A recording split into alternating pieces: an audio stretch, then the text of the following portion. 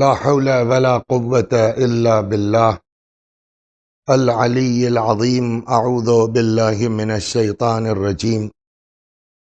بسم الله الرحمن الرحيم. الحمد لله رب العالمين بارئ الخلائق أجمعين باعث الأنبياء والمرسلين، والصلاة والسلام والتحية والإكرام على البشير النذير السراج المنير سيدنا ونبينا وشفيعنا إن شاء الله أبي القاسم محمد. اللهم صل عليه وعلى أهل بيته مظاهر جلالك وجمالك، واللعن على أعدائهم الشاكين فيهم المنحرفين عنهم أجمعين. أما بعد، فقد قال مولانا أمير المؤمنين علي بن أبي طالب عليه السلام: للإنسان فضيلتان، عقل ومنطق، فبالعقل يستفيد وبالمنطق يفيد. یہ عشرہ محرم جو ون چینل کی طرف سے ریکارڈ ہو رہا ہے، جس کی آج 5ویں مجلس ہے 1445 کے محرم کی، گفتگو کا آغاز ہمارے ہوا تھا امیر المؤمنین سلام اللہ علیہ کی اس حدیث مبارک سے، کہ جس میں حضرت فرماتے ہیں کہ للانسان فضیلتان، انسان کا 2 امتیاز ہے، 2 فضیلت ہے بقیہ مخلوقات کے مقابلے میں. ایک ہے عقل اور ایک ہے زبان. عقل کی تعریف میں حضرت نے فرمایا کہ عقل اسے کہتے ہیں جس سے انسان فائدہ حاصل کرے، زبان اس کو کہتے ہیں کہ جس سے انسان دوسروں کو فائدہ پہنچائے. تو یہ بات اب تک ہوئی کہ لاکھ انسان ذہین اور چالاک ہو، لیکن اگر اصل فائدہ کیا ہے کہ انسان جہنم سے بچ جائے، جنت میں چلا جائے، تو اگر اس کی عقل اس کو بہشت تک نہیں پہنچا رہی ہے تو یہ ذہانت بقول چھٹے امام سلام اللہ علیہ کے نکرہ کہلائے گی، شیطنت کہلائے گی، عقل نہیں ہے. اسی طریقے سے زبان کی جو تعریف میں امیر المومنین نے فرمایا وَبِالْعَقْلِ يُفِيدُ، عقل وہ زبان اسے کہتے ہیں جس سے انسان دوسروں کو فائدہ پہنچائے. اور یہ بھی گزارش کی گئی کہ پھر یہ عقل اور زبان، ان دونوں کا آپسی بڑا گہرا رشتہ ہے. جہاں عقل مضبوط ہوگی وہاں زبان کا انداز اور ہوگا. بلکہ ایک روایت یہ بھی کل نقل کی گئی تھی کہ اذا تم العقل نقص الکلام، جب انسان کی عقل مکمل ہو جائے گی تو بیتکی باتیں بند ہو جائیں گی، کلام کم ہو جائے گا. آج میں اسی ذیل میں آپ کو ایک اور نقطے کی طرف متوجہ کرنا چاہتا ہوں کہ جہاں اگر کسی کو لقب ہی پڑ جائے کہ خاندان کی سب سے عقل مند، تو اب انسان سوچے کہ جس کو عقیلہ بنی ہاشم کہا جائے یا جس کو عقیلہ قریش کہا جائے. عقیلہ بنی ہاشم کا کیا مطلب؟ یعنی بنی ہاشم کی عقل مند ترین خاتون، یا عقیلۃ القریش. جناب زینب سلام اللہ علیہ کے القاب میں یہ 2 لقب بڑے مشہور ہیں، عقیلۃ القریش یا عقیلہ بنی ہاشم. تو اب جب عقیلہ بنی ہاشم کا مطلب خاندان بنی ہاشم کی عقل مند ترین خاتون، یا عقیلۃ القریش کا مطلب خاندان قریش کی سب سے عقل مند خاتون، جب یہ سب سے عقل مند کہی جائیں گی، میں نے عرض کیا کل اور جو ہے اس بات کو ملا کر کہ زبان کا اور عقل کا بڑا گہرا رشتہ ہے. تو جس کی عقل زبردست ہوگی پھر اس کی زبان بھی زبردست، اور جس کی زبان زبردست ہوگی پھر اس کے خطبوں کا کیا کہنا ہے. اس لیے کہ عقل کا اور زبان کا بڑا گہرا رشتہ ہے. آج میں آپ کو ایک نقطے کی طرف صرف توجہ دلانا چاہتا ہوں، اور اس سے یہ سمجھ میں آئے گا کہ آخر دیکھیے معصوم 14 ہے جس میں جناب زینب کا نام نہیں ہے، امام 12 ہے، عورتوں کا سلسلہ امامت کا نہیں ہے. تو جناب زینب نہ امام ہے نہ معصومہ ہے صدیقہ طاہرہ سلام اللہ علیہ کی طرح. پھر کیا وجہ ہے کہ عقیلۃ القریش ہے۔ پھر کیا وجہ ہے کہ ان سے بڑا کوئی عقل مند خاندان بنی ہاشم میں نہیں ہے۔ یہ چیز اس کا اندازہ ہوگا وہاں سے کہ جب حضرت کے خطبوں کے اوپر توجہ دی جائے گی، اور میں خطبے کے بجائے ایک روایت اس سلسلے میں آپ کے سامنے رکھنا چاہتا ہوں، اور اسی پر ایک 15-20 منٹ ڈسکس کر لیں گے تو اندازہ ہو جائے گا کہ وہ کیا سبب ہے کہ حضرت زینب سلام اللہ علیہا کو عقیلہ بنی ہاشم کہا جاتا ہے یا عقیلہ قریش کہا جاتا ہے۔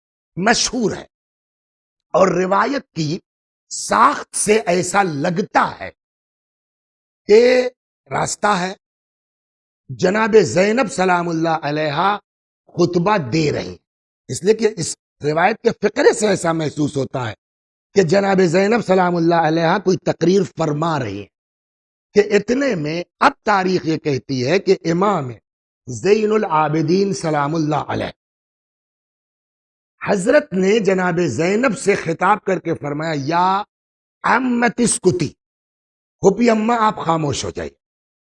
تو اگر بات یہیں تک ہوتی کہ پھوپھی اماں آپ خاموش ہو جائیے تو ہم یہ مطلب نکال سکتے تھے کہ امام وقت ہیں، وہ خود کچھ فرمانا چاہتے ہیں، اس لیے جو ہے وہ پھوپھی سے کہا کہ آپ چپ ہو جائیے، میں یہ بات کر لیتا ہوں۔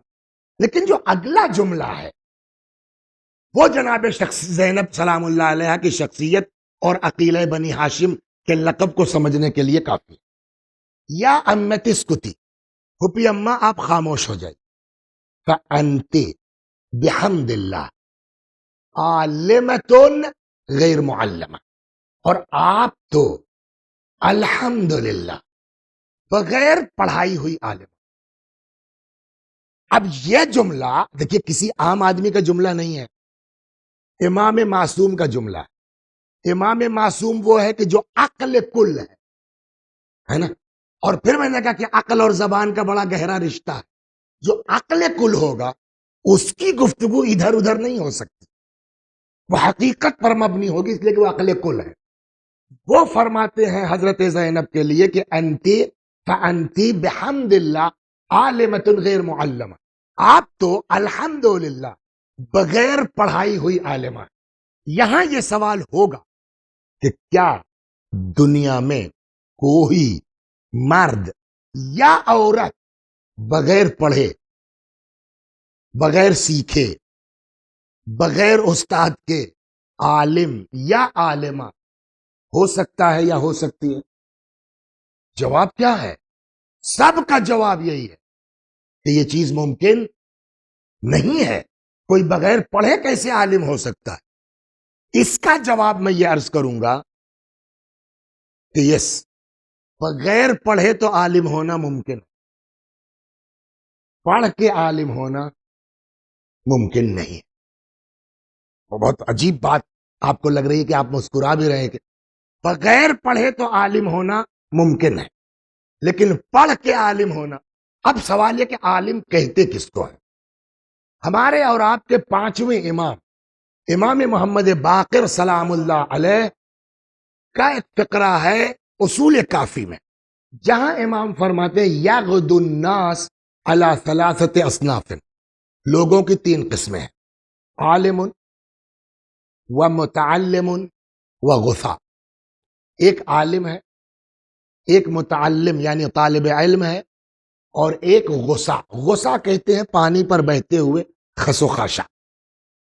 اب خود حضرت فرماتے ہیں فَنَحْنُ الْعُلَمَاء، عالم ہم۔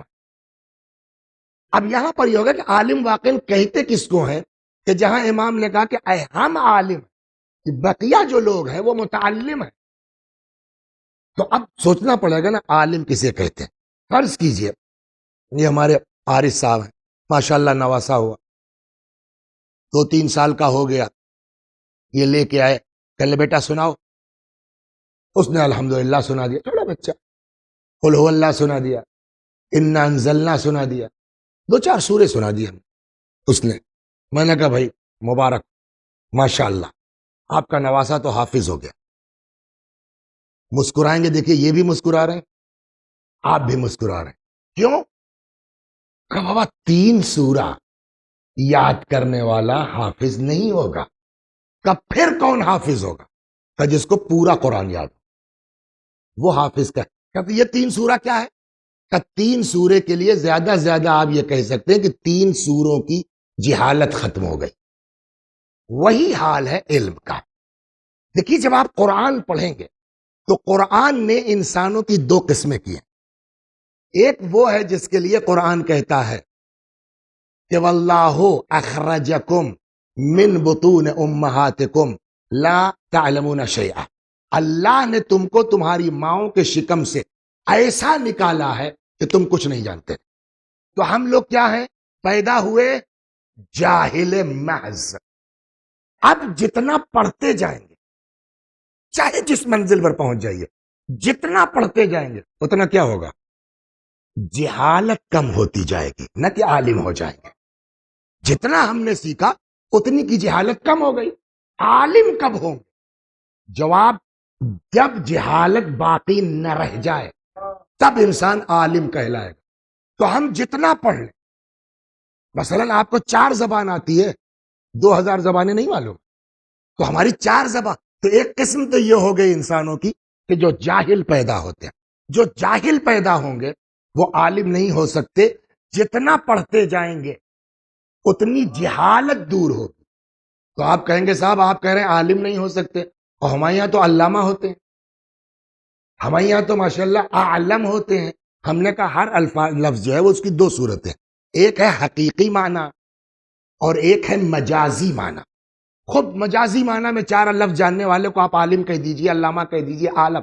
لیکن جب ہم لفظ کے حقیقی مفہوم پہ جائیں گے تو حقیقی عالم وہی کہلائے گا کہ جس کے ہاں جہالت کا خیال تصور تک نہ ہو.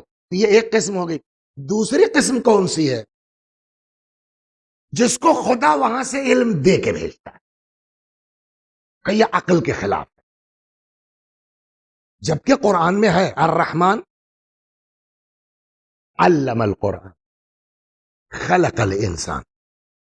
پہلے تعلیم دیا پھر نہیں یہ ہم نہیں مانتے. ہم نے کہا نہ مانیے آپ. قرآن میں قصے بلا وجہ نہیں آتے. جناب موسیٰ نبی ہیں، اولو العزم ہیں. اللہ نے ان سے کیا کہا؟ ایک بندہ میرا ہے عبد من عبادنا آتیناہ من لدنا علما. ہم نے اس کو اپنے پاس سے علم دیا. تو اس کا مطلب کچھ لوگ ہیں کہ جن کو دنیا میں آ کے سیکھنے کی ضرورت نہیں ہے. بروئے قرآن اللہ نے ان کو علم دیا ہے. ٹھیک. تو اب عالم کون ہوگا؟ جو وہاں سے پڑھ کے آئیں گے. ٹھیک. ہم جتنا پڑھتے جائیں گے اتنی جہالت دور ہوگی. عالم حقیقی عالم وہ ہے جو وہاں سے پڑھ کے آیا. اسی لیے امام نے کیا فرمایا؟ یغد الناس علی 3 اصناف. لوگوں کی 3 قسمیں ہیں، عالم، متعلم اور غصا. فنحن العلماء، ہم عالم ہیں. وشیعتنا المتعلمون، ہمارے چاہنے والے وہ طالب علم ہیں. وسائر الناس غصا، پانی پر بہتے ہوئے خسو خاشاک ہیں. تو اب عالم کون ہوا؟ جو ادھر سے علم لے کے آئے جہاں جہالت کا تصور بولیے نہ ہو. تو اب میرا جواب سمجھ میں آیا کہ پڑھ کے عالم نہیں ہو سکتا. جتنا پڑھتا جائے گا اتنی جہالت دور ہوتی جائے گی. ہاں بغیر پڑھے عالم ہو سکتا ہے. کیوں؟ اس لیے کہ اللہ جن کو پڑھا کے بھیجے ان کے ہاں جہالت کا تصور نہیں.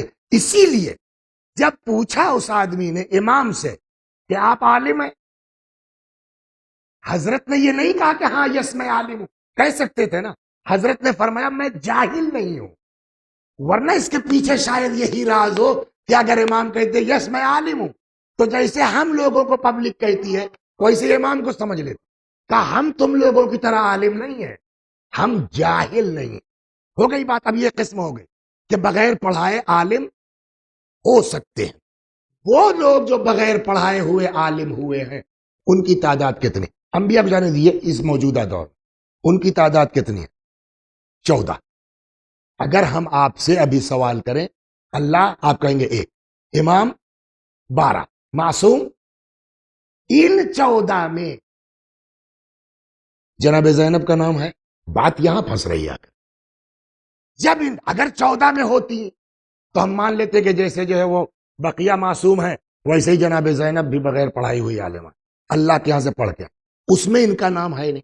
پھر امام نے کیسے فرمایا فَأَنْتِ بِحَمْدِ اللَّهِ عَالِمَةٌ غیر معلمہ، آپ تو بغیر پڑھائی ہوئی عالمہ ہیں. یہاں یہ سوال اگر یہ سمجھ میں آ جائے تو ہمارے لیے بہت آسان ہو جائے. جلدی جلدی 2-3 مقدمے میں آپ کی خدمت میں نقل کرتا ہوں تاکہ یہ سمجھا سکوں کہ یہ کیا مت. اور جب یہ سمجھ میں آ جائے گا نا تو عقیلہ بنی ہاشم سمجھ میں آ جائے. جب یہ سمجھ میں آ جائے گا تو عقیلۃ القریش سمجھ میں آ جائے گا. اور جب عقیلۃ القریش اور عقیلۃ البنی ہاشم سمجھ میں آ جائے گا تب سمجھ میں آ جائے گا کہ یہ ایکسٹمپور بالبدی خطبے کیسے حضرت زینب سلام اللہ علیہ نے جو ہے وہ ارشاد فرمایا ہے حتیٰ یزید کے دربار میں کہ جہاں آدمی بولنے کی ہمت نہیں کرتا، اس لیے کہ عقل کل ہے، اس لیے کہ عقیلہ بنی ہاشم ہے، اس لیے کہ عقیلۃ القریش ہے.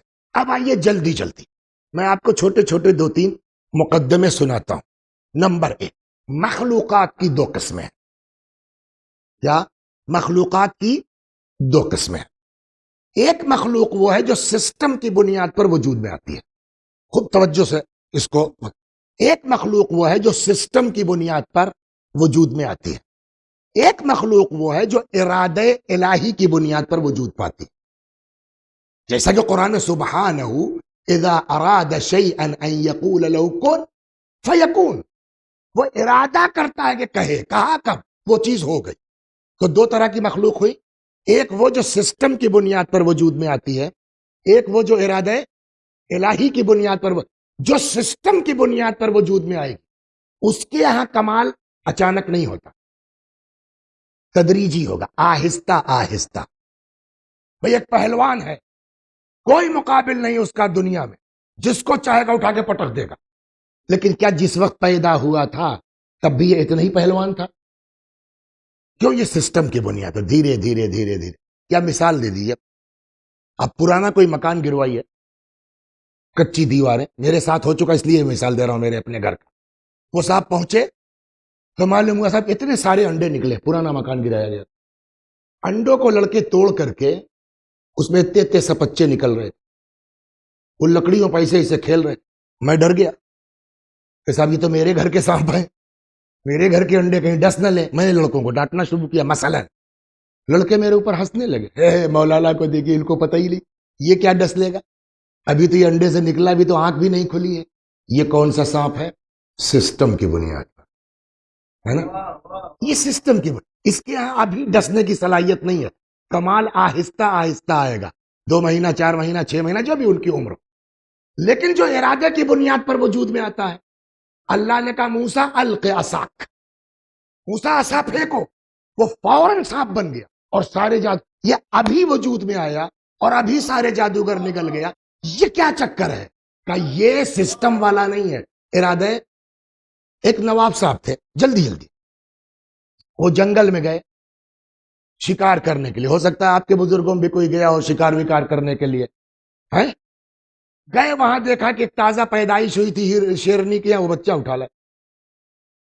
اب وہ صاحب اس کو دودھ پلا رہے ہیں، کھلا رہے ہیں، پلا رہے ہیں. وہ صاحب ایسا ہل گیا کہ وہ ان کے ساتھ ساتھ رہتا ہے، تلوے چاٹتا ہے. ایک دن اتفاق سے کہیں انگوٹھے میں چوٹ لگ گئی تھی، کیا تھا، خون رس رہا تھا. اور وہ شیر جو اب جوان ہو گیا ہے وہ پیار میں چاٹ رہا تھا. پہلی مرتبہ خون کا مزہ ملا، اس نے زبان تیز چلائی. نواب صاحب کو درد محسوس ہوا، انہوں نے پیر واپس لیا. جیسے ہی لیا وہ غرایا. نواب صاحب سمجھ گیا کہ اب یہ خطرناک ہو گیا. انہوں نے نوکر سے ریوالور منگوائی، پیشانی پہ رکھ کے شوٹ کر دیا. میں نے کہا صاحب جب مارنا تھا تو آپ لائے کیوں؟ کہ جب لائے تھے تب خطرناک نہیں تھا، آج کا اس کو خون کا مزہ مل چکا، اب یہ مجھی کو کھا جائے گا. یہ کون سا شعر ہے؟ سسٹم کی بنیاد پر ہے نا. یہ سسٹم کی بنیاد پر ہے. لیکن ایک جگہ ہے تصویر بنی ہوئی ہے اور امام کے ساتھ جادوگری کی جا رہی ہے. حضرت نے ایک اشارہ کیا، کیا دیکھ رہے ہو؟ وہ شیر آیا قالین سے نکل کر کے اور سب کو کھا گیا. یہ کون سا شعر ہے؟ یہ ارادہ الہی کی بنیاد پر ہے. ایک چیز ہو گئی. اب اس میں ایک چیز اور جوڑ لیں. سسٹم میں اپنی ایک ٹائم لمٹ ہے، ایک پیریڈ ہے. بھائی انسان کے یہاں 9 مہینہ ہے، گائے کے یہاں 9 مہینہ ہے، بھینس کے یہاں 10 مہینہ ہے، بکری کے یہاں تو یہ سسٹم میں اپنا ایک ٹائم لمٹ ہے، ارادے میں زیرو، کوئی ٹائم لمٹ نہیں۔ قرآن کہتا ہے سبحانہ اذا اراد شیئا ان یقول له کن، ادھر ارادہ کیا چیز وجود میں آ جاتی۔ یہ مقدمہ آپ یہی رکھیے کہ ارادے کی بنیاد پر جو چیز وجود میں آتی ہے، نمبر ایک وہ کمال پر پیدا ہوتی ہے، نمبر دو ارادے میں جو چیز وجود میں آتی ہے وہاں ٹائم لمٹ زیرو ہے۔ اب آئیے، ہم کو اور آپ کو اللہ نے کیوں خلق کیا ہے؟ عبادت کے لیے۔ یہ دوسرا مقدمہ، اس کو وہیں چھوڑ دیا، ابھی آ جائے گا۔ ہم کو اور آپ کو اللہ نے کیوں خلق کیا ہے؟ عبادت کے لیے۔ عبادت کیسے کریں گے؟ جو بھی آپ ہم کر ڈالیں اللہ کو پسند آئے گا؟ ہم کو یہ چیز تو صاحب ہم کیا کریں، ہم کو تو اتنا ہی آتا ہے نا۔ تو یا تو آپ آئیے بتائیے ہم کیسے عبادت کریں، یا ہم کو بلائیے ہم آ کے پوچھ لیں۔ وہ لطافتوں کی بنیاد پر آ نہیں سکتا، ہم کثافتوں کی بنیاد پر جانے، ہم کیا جائیں گے؟ فخر موسیٰ صعقا، ایک چمک ذرا سی نور کی ہوئی تو موسیٰ بے ہوش ہو گئے، پبلک کی کیا چیز ہے؟ تو اب کیا ہوگا؟ اب ضرورت ہے، کہتے ہیں نا ضرورت ایجاد کی ماں، اب ضرورت ہے ایک میڈیٹر کی، ضرورت ہے ایک میسنجر کی، کہ جو نمبر ایک نوری ہو تاکہ ادھر سے کنیکٹ رہے، نمبر دو ہمارے جیسا دکھتا ہو، جسم رکھتا ہو تاکہ ہم سے بات کر سکے، تاکہ ادھر سے پیغام لے اور ہم تک پہنچا دے۔ یہ وہ ضرورت تھی جس کی بنا پر اللہ نے کچھ نوری مخلوقات خلق کی جو اپنے اور بندوں کے درمیان اس کے رابطہ بن سکے، جس کو ہمارے ہاں مدرسے کی زبان میں کہتے ہیں واسطۃ الفیض، کہ اللہ کا فیض بندوں تک ہے بے شک، لیکن اس خدا اور بندے کے درمیان ایک واسطہ ہے فیض کا، اسی واسطے کا نام ہے نبوت، اور نبوت کے سسٹم ختم ہونے کے بعد اسی واسطہ فیض کا نام ہے امامت۔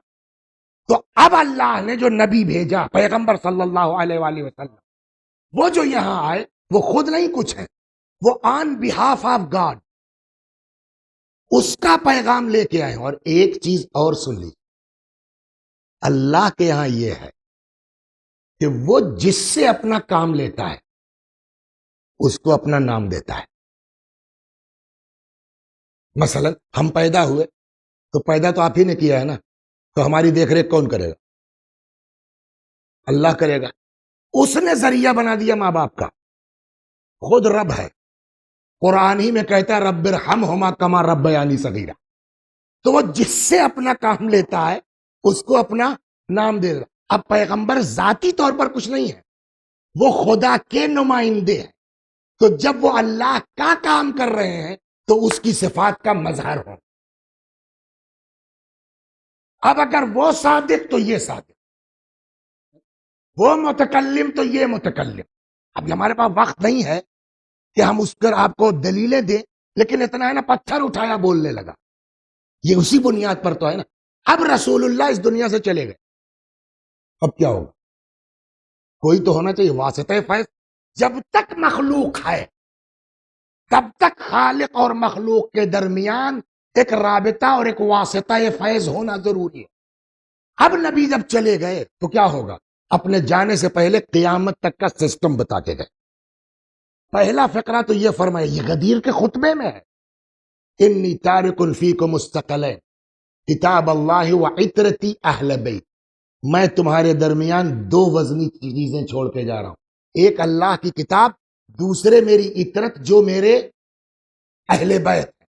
تو یہ حدیث اس لیے ارشاد فرمائی ہے غدیر کے خطبے میں کہ تاکہ تم کو قیامت تک کا سسٹم بتا دے کہ میرے بعد میری عطرت، اس کی جو پہلی فرد تھی ان کو ہاتھوں میں اٹھایا اور پہچنوا دیا من کنت مولاہ فہذا علی المولا کہہ کر کے، کہ یہ پہلی فرد ہے واسطہ فیض۔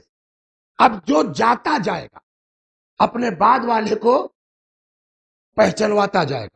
تو نمبر ایک پیغمبر، اب پیغمبر اس دنیا سے جب چلے گئے تو جو ان کا جانشین ہوگا اس کے اندر وہی صفات ہوں گے جو نبی کے، اور نبی کے لیے یہ بات طے ہو چکی کہ وہ مظہر صفات الہی ہے، لہذا اب نبی کی جگہ اگر علی آتے ہیں یا علی سلام اللہ علیہ کے بعد امام حسن آتے ہیں یا امام حسن کے بعد امام حسین، تو یہ ذاتی طور پر خود نہیں کچھ، وہ اللہ کی نمائندگی میں، یہ نبی کی نمائندگی میں اب یہ سلسلہ چلے گا۔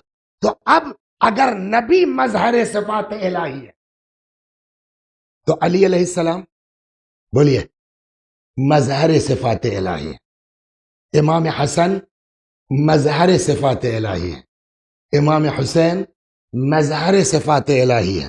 اور اب ان کا حال یہ ہے کہ کل اگر آپ کو یاد ہو تو میں نے ایک حدیث قدسی نقل کی کہ جہاں اللہ کہتا ہے عبدی اطعنی، میرے بندے میری اطاعت کر، اجعلک مثلی، میں تجھ کو اپنے جیسا بنا لوں گا، اقول کن فیکون تقول کن فیکون، میں کہتا ہوں کسی چیز کے لیے ہو جا، تو بھی کہے گا کسی چیز کے لیے ہو جا، ہے نا؟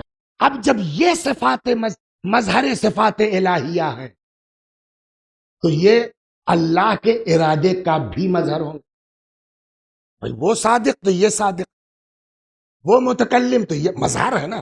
دیکھیے یہ ذہن میں رہے، شرک بڑی باریک چیز ہے۔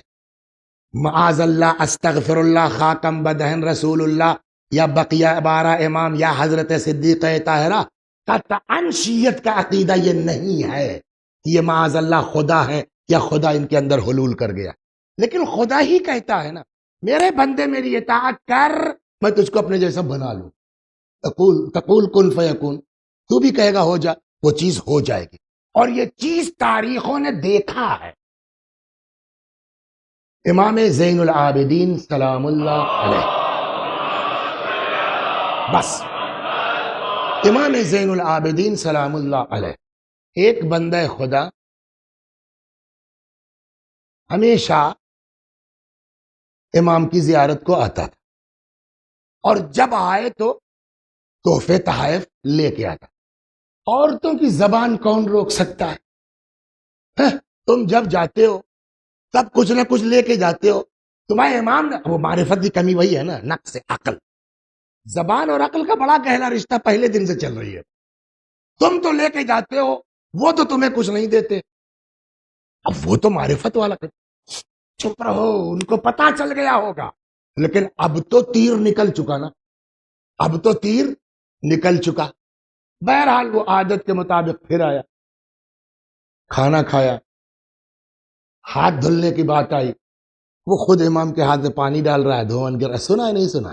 خالی آپ کو متوجہ کر، کیا پانی تو ہے صاحب، میں دیکھو اتنے میں ارادہ ہو گیا کہ اس کو کیا بننا ہے، ارے یہ تو فلاں چیز ہے، یہ تو جواہر ہے۔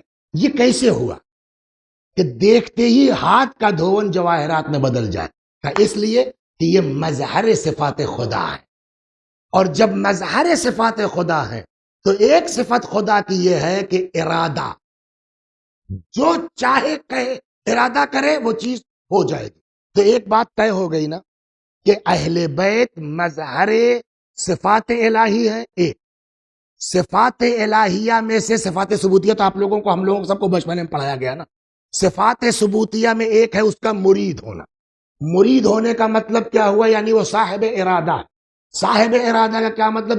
جو کہے، جو ارادہ کرے وہ چیز ہو جائے۔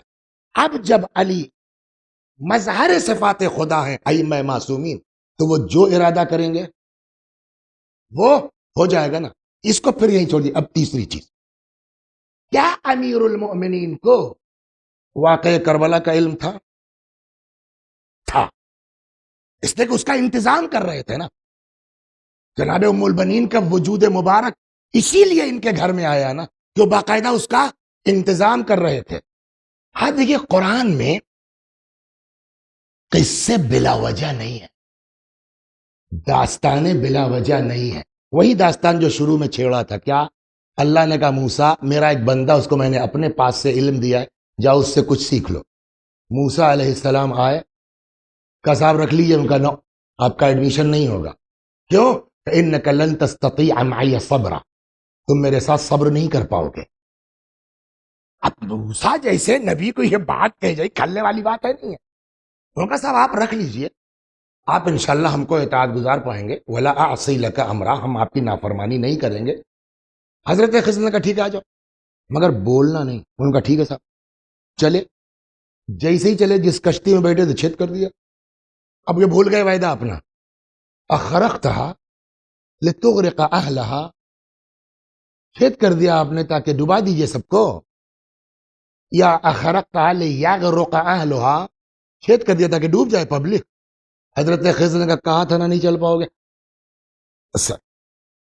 اب نہیں بولیں گے، چلیے آگے چلے۔ ایک لڑکا کھیل رہا تھا، تلوار نکالی مار دیا۔ اب تو موسیٰ علیہ سب وعدہ بھول گئے۔ فقتلت نفسا زکیۃ بغیر نفس، بلا وجہ مار ڈالا آپ نے ایک معصوم بچے کو۔ خضر نے کہا ہم نے کہا تھا نا تم نہیں چل پاؤ گے۔ اس کے سارے جوابات ہیں، ایک مجلس میں نہیں ہو سکتا۔ پھر ایک گاؤں میں پہنچے، بھوک لگی تھی، کیا تھا، کھٹکھٹایا دروازہ، ارے بھائی علمدار صاحب کچھ کھلانے پلانے کو کچھ ہے آپ کے پاس؟ انہوں نے کہا چلو یار ایسے ہی آ جاتے ہیں۔ قرآن کہتا فَأَبَوْا أَن يُضَيِّفُوهُمَا، گاؤں والوں نے مہمان رکھنے سے انکار کر دیا۔ چلو بھائی کوئی بات نہیں، چلے دیکھا ایک دیوار ہے، یرید ان ينقض، بالکل گرنے کے موڈ میں، فاقام، ان کا جاؤ اٹھا دیا جائے۔ اب جب یہ بیگاہی کروا لی جناب خضر نے موسیٰ سے، تو موسیٰ علیہ السلام نے کہا لو شئت لاتخذت علیہ اجرا، اگر چاہتے اسی کی کچھ مزدوری لے لیتے، کہیں چل کے کھا لیتے جو ہے وہ۔ موسیٰ نے کہا تشریف لے جائیے، خضر نے کہا جائیے۔ ہذا فراق، یہ قصہ قرآن نے کیوں نقل کیا؟ معاذ اللہ، استغفر اللہ، اولو العزم پیغمبر کی بے عزتی کروانی تھی؟ پھر آپ دیکھیے موسیٰ اولو العزم پیغمبر ہیں، صاحب کتاب ہیں، شریعت ہیں، 3 قدم نہیں چل پائے خضر کے ساتھ۔ گویا قرآن یہ نسخہ دے رہا کہ چاہے جتنے بڑے ہوں آپ، جو آپ سے زیادہ پڑھا لکھا ہے اس کے ساتھ چل پانا بہت مشکل ہے۔ بات پہنچی، یہ قرآن کا قصہ بلا وجہ نہیں ہے۔ موسیٰ اولو العزم ہیں، خضر کا ذرا سا علم دوسرے اعتبار سے زیادہ تھا، موسیٰ 3 قدم نہیں چل پائے۔ علی علیہ السلام کو پتا ہے کہ میری بیٹی کو ایک خضر نہیں 2 خضر کے ساتھ چلنا ہے۔ 28 رجب سے 10 محرم تک ایک، اور 10 محرم سے اور مدینے تک 2۔ موسیٰ 3 قدم نہیں چل پائے، صبر نہیں کر پائے۔ اگر زینب کا علم کم رہے گا تو وہ کیسے ان کے ساتھ چل پائیں گے؟ تو اب ضرورت یہ ہے کہ اسی لیول پر جناب زینب کا علم ہو جس لیول پر یہ ہے۔ کیسے ہوگا؟ اللہ نے ان کو ارادے کا اپنے مظہر بنایا، ادھر ضرورت کا احساس۔ یہ عقلی بات ہے، آپ کو نہیں سمجھ میں آتا مت مانیے، لیکن یہی ایک جواب سمجھ میں آتا ہے جو امام نے فرمایا آپ بغیر پڑھائی ہوئی عالمہ۔ اب علی نے دیکھا کہ ان کو 2 خضر کے ساتھ چلنا، اگر لیول کم ہوا تو صبر کرنا مشکل ہے، لہذا ضرورت ہے کہ اسی معیار پر ہو۔ کیسے ہوگا؟ علی ارادہ الہی کے مظہر ہے۔ علی نے ارادہ کیا میرا علم زینب کے اندر آئے، جیسے ہی ارادہ کیا، جو چیز ارادے کی بنیاد پر وجود میں آتی ہے وہ کمال پر آتی ہے۔ ادھر علی نے ارادہ کیا، ادھر زینب کیا ہوئی؟ عالمیہ غیر معلمہ۔ اور اب بھی اگر سمجھ میں نہیں آیا تو اب راستے میں دیکھ لیجئے سمجھ میں آ جائے گا۔ اب کوفے میں نے کہا نا جیسی عقل ہوگی ویسے ہی لیکچر ہوگا، ویسے ہی خطاب ہوگا۔ تو اب اس بنیاد پر چونکہ علی عقل کل، اب یہ ہو جائیں گے عقل کل، ہو گیا نا؟ تو اب جس کے پاس عقل کل ہو گئی وہ عقیلہ بنی ہاشم نہیں ہوگی تو کیا کہلائے گی؟ وہ عقیلۃ القریش نہیں کہلائیں گی تو کیا کہلائیں گی؟ اور اس چیز کو سمجھ میں یہ کب آئی؟ جب کوفے میں تقریر فرما رہی تھی، دوران تقریر جو لوگ آنکھوں والے تھے وہ تو دیکھ رہے تھے کہ جو ہے وہ خاتون بول رہی ہیں، علی کی بیٹی بول رہی ہیں، جو جانتے تھے، لیکن جو نابینا تھا وہ تو بھڑک گیا، ارے یہ کیا ہوا؟ کہتا کیا ہوا؟ قیامت آ گئی۔ لوگوں نے کہا کیا مطلب؟ یہ اچانک تم کو کیسے کہاں قیامت آ جائے گی؟ کہ یار علی بول رہے ہیں۔ اب کون اس کو سمجھائے نابینا کو؟ علی نہیں، ارادہ علی بول رہا۔ صلوات در محمد و آل محمد۔ اور اب یہی وجہ ہے، ورنہ آپ ملاحظہ فرمائیے، عام لیڈی جو کربلا کی صورتحال ہے عام خاتون ہوتی اگر، اس کا ہارٹ فیل ہو جانا چاہیے تھا، اس کو برین ہیمریج ہو جانا چاہیے تھا، ان ساری مصیبتوں کے بعد اس کو زندہ نہیں بچنا چاہیے، لیکن وہ صبر اللہ نے حضرت زینب سلام اللہ علیہا کو عطا کیا۔ دیکھیے ماں کی جو فطرت ہے وہ چاہے جتنا بھائی بھتیجوں پر جان دیتی ہو، یہ ماشاءاللہ ٹی وی پر عورتیں بھی دیکھیں گی نا، سب اپنے دل پہ ہاتھ رکھ کے سوچیں، ماں چاہے جتنا بھائی بھتیجوں سے محبت کرتی ہو، خاندان والوں سے محبت کرتی ہو، کنبے والوں سے محبت کرتی ہو، لیکن اولاد اولاد ہے نا، بیٹا بیٹا ہوتا ہے، لیکن آپ یہاں پڑھیے آ کر کے معاملہ الٹا ہے، یہ اصرار کر رہی ہیں اپنے بیٹوں کو کہ جاؤ، جناب زینب ہے کہ وہ امام حسین ہے کہ اجازت نہیں دے رہے، بہرحال اجازت ابھی اس بار میں واپس آتا ہوں۔ جناب زینب کے کربلا میں بیٹے بھی ہیں اور بھائی کے ساتھ تو آئی ہی، بھتیجے کے ساتھ تو آئی، ڈفرنس دیکھیے آپ، میں پھر جملہ دہراؤں، چاہے جتنا بھائی بھتیجوں سے محبت اور لگاؤ ہو، اپنی اولاد ہوتی ہے، لیکن روایت یہ کہتی ہے کہ جب علی اکبر کے لاشے پر آئے ہیں تو وہاں کا انداز اور تھا، آئی دیکھا، اچھا جملہ تاریخ نے لکھا ہے، اکبر کے لاشے کو دیکھ کے فرماتے ہیں یا لیتنی کنت ھذا اليوم عمیہ، کاش آج میری آنکھوں میں روشنی نہ ہوتی، آج میری آنکھوں میں بینائی نہ ہوتی، یعنی میں اکبر تم کو اس حال میں نہ دیکھتی۔ یہ اثر ہے جناب زینب پر کس کا؟ بھتیجے کی بنیاد پر، تو جس پھوپھی کو بھتیجے سے اتنی محبت ہو اس کو اپنی اولاد سے کتنی محبت ہونا چاہیے، اس کو اپنے بچوں سے کتنی محبت ہونا چاہیے، لیکن فرق آپ سنیں گے، اون محمد کو اجازت ملی سلام اللہ علیہما، میدان میں گئے، رجس پڑھا، شہید ہو گئے، بچے نہیں تھے، جوان تھے، جناب زینب کی ایج 56 ایئر ہے، نیئر اباؤٹ 56 برس کی ہے، امام حسین علیہ السلام سے 1 سال چھوٹی ہے، بچے نہیں تھے انہوں محمد، کڑیل جوان، لے کے دونوں بھانجوں کی لاش امام حسین آئے، شور ہے گریے کا، ماتم ہو رہا ہے، تب تک انہی خواتین میں ایک نے نوٹس کیا، ارے یہ کیا، ماں تو ہے ہی نہیں، اکبر کے لاشے پر پہلے پہنچ گئے، اپنے بیٹے آئے، ماں کا کہیں پتہ نہیں ہے، وہ خاتون تلاش کرتی گئی، دیکھا خیمے میں سر سجدے میں ہے، پالنے والے میری قربانی قبول کریں، آئیں کبھی بھی تمہارے بچوں کے لاشیں آئے، تمہارے بچوں کے جو ہے وہ جنازے آئے ہیں، اپنے بچوں کے لاشے پہ نہیں جاؤ گی، جانتے ہیں کیا فرمایا؟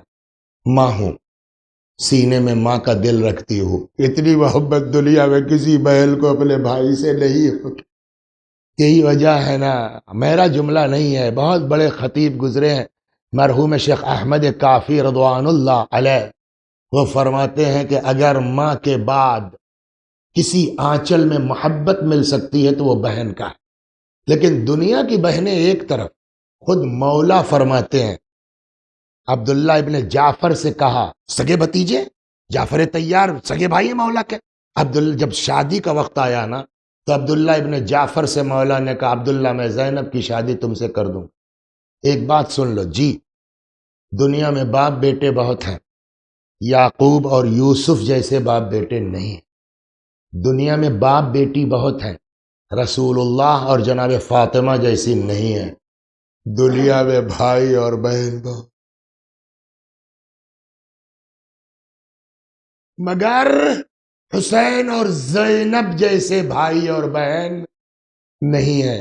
اے عبداللہ اگر کبھی حسین کو کوئی سفر درپیش ہو جائے، زینب بغیر حسین کے نہیں رہ سکتی ہے، بس تم اتنا کر دینا کہ زینب کو حسین کے ساتھ جانے کی اجازت دے دینا۔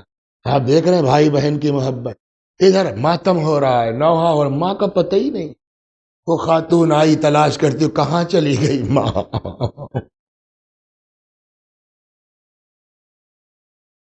سلام ہو عقیل بنی ہاشم پر، سلام ہو عقیلۃ القریش پر۔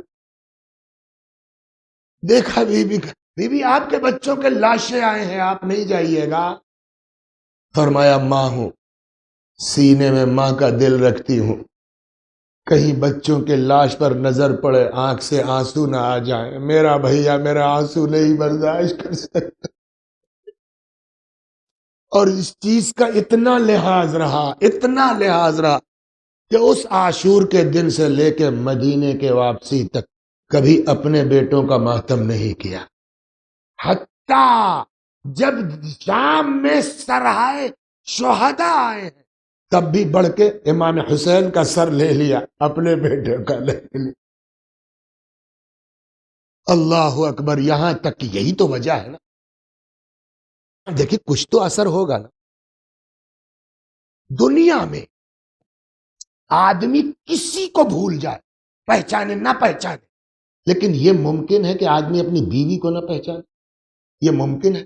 لیکن وہی ضبط کرتے کرتے کرتے کرتے ایک سال میں نہ جانے کیا اثر ہوا تھا کہ اب جب واپس آیا قافلہ، عبداللہ ابن جعفر نے جا کے امام سجاد سے کہا بھیا پھوپھی سے کہہ دیجئے اب تھوڑا گھر آ جائے۔ جب آئی تو عبداللہ گھر پہ نہیں تھے، اب تو اپنے بچے یاد آئے گیلا، بیٹھ کے رونا شروع کیا۔ عبداللہ نے نہیں پہچانا، آئے کہتے بی بی ہمارا گھر تو ویسے ہی لٹ گیا ہے، آپ کہیں جا کے اور گریہ کر لیجئے، اب بتائیے کتنی اذیت ہوئی ہوگی۔ سر اٹھایا، فرمایا عبداللہ میں زینب۔ یہ اتنی تبدیلی ایک برس میں کیسی؟ وہی ایسا برداشت کیا نہ بھائی کے علاوہ کسی کا ماتم نہیں۔ سلام ہو عقیل بنی ہاشم پر، سلام ہو عقیل قریش پر۔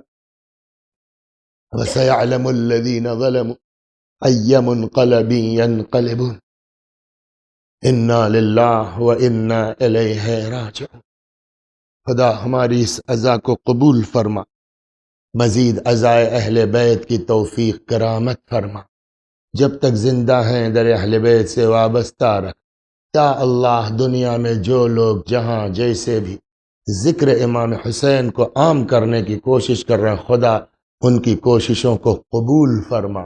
ہمارے مولا، ہمارے آقا، ہمارے مالک، ہمارے صاحب، ہمارے سید و سردار امام زمانہ کو ہم سے راضی اور خوشنود فرما، حضرت کے ظہور میں تعجیل فرما۔ وآخر دعوانا ان الحمد للہ رب العالمین۔